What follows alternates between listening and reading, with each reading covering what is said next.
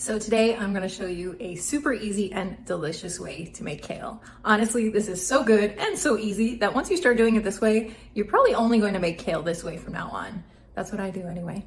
My 6-year-old daughter loves this so much, she steals it off of our plates when she's finished with hers. It's that good.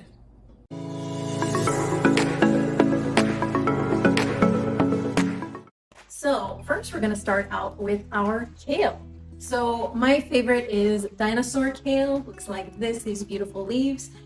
Yes, you can use the other kale. I forget what it's called, curly kale, something like that. Yes, you can use either kale for this. I just prefer dinosaur kale, so if it's available, highly recommend that. And so then what I do when I bring this back from the grocery store, I give it a little wash right away in some water with a bit of white vinegar, let it soak, give it a good rinse, and then I wrap it in paper towel. So ideally we want the kale to be as dry as possible for this recipe. I call this recipe crispy kale, so because it's crispy, and the drier the kale is, the crispier it will be. So then the next thing we're going to do is just get the leaves of the kale ready. So one thing to point out is we don't want to use the entire leaf. We're going to take the stem off because the stem just doesn't taste good.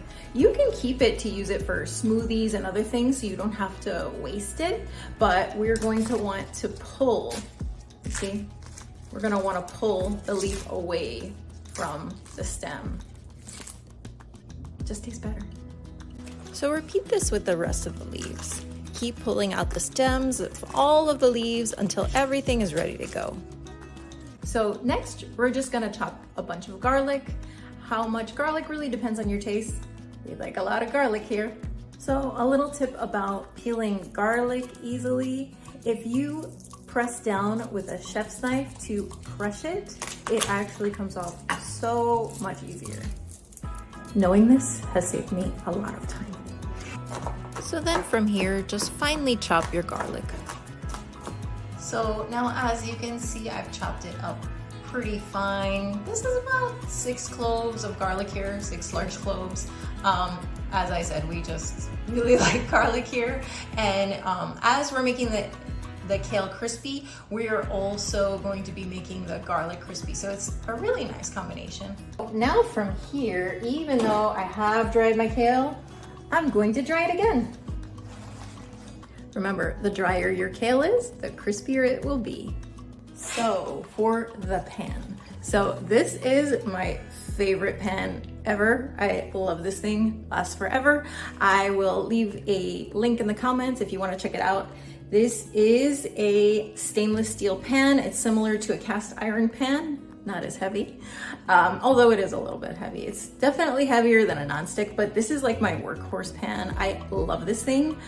Unlike a nonstick pan, it's not going to have any cracks in the coating. You do not have to be careful with it. It can take a lot. So the only thing with these pans is that you can't leave water like sitting in them. I mean, it's not gonna ruin them, but it's just not great for them. But other than that, it's so great for so many things. And I love this, especially for making crispy kale, because it just gets crisper and it just gets this awesome flavor when I cook it in this. Can you use a nonstick pan for this? Yeah, you can. I just like this better. So for this recipe, we're going to be using fairly high heat for it. So what I use and what I recommend is using avocado oil. It's great for you, but unlike olive oil, it can take very high heat. So an alternative could also be coconut oil. So I would say either avocado or coconut oil if possible for this recipe.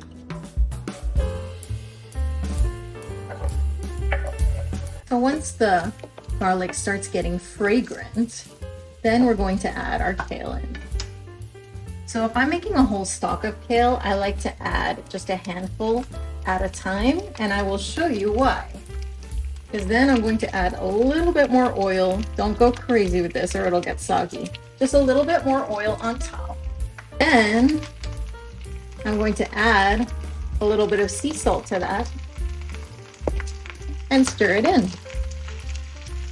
And then I'm going to give this a chance to cook down a little bit because it is going to reduce in volume until I add the next batch to that. So now I'll just add the next batch to that and we'll repeat the process.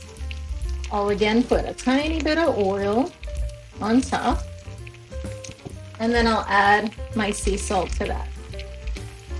And then again, we're just gonna stir it in. And you're gonna repeat this process until you have all your kale added. And really important, remember to keep stirring the very bottom so that your garlic doesn't burn.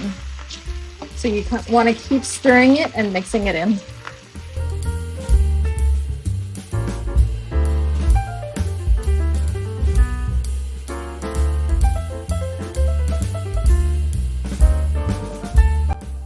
So as you can see, now it's getting a really beautiful green color.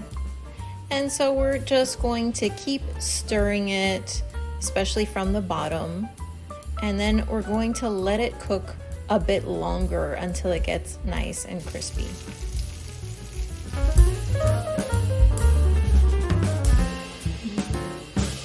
So there you have it, a recipe that is crispy, savory, delicious, and healthy. I told you it was easy. Thank you so much for joining me today. I hope you enjoyed this way of making kale. If you haven't seen it yet, please do check out my video, Healthy Eating Hacks, for even more great, delicious, and easy recipes.